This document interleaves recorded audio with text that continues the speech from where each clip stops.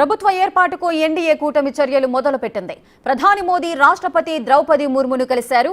రాష్ట్రపతిని కలిసి 17వ లోక్సభను రద్దు చేస్తున్నట్లుగా ప్రకటించారు. కేంద్ర మంత్రులతో కలిసి వెళ్లిన మోదీ ప్రధానిగా తన రాజీనామా లేఖను కూడా రాష్ట్రపతికి అందించారు.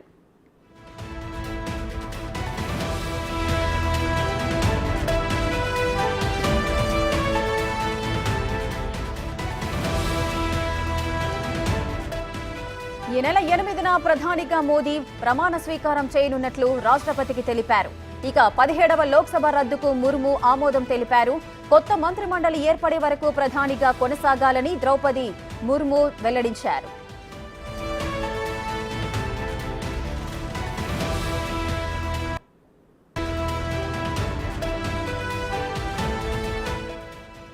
మరోవైపు కాసేపట్లో మోదీ ఇంట్లో ఎన్డీఏ కూటమి నేతలు అయితే భేటీ కాబోతున్నారు. ఇప్పటికే ఏపీ నుంచి చంద్రబాబు, పవన్ కళ్యాణ్ ఢిల్లీ చేరుకున్నారు. అటు నితీష్ కుమార్ కూడా ఢిల్లీ వెళ్లారు.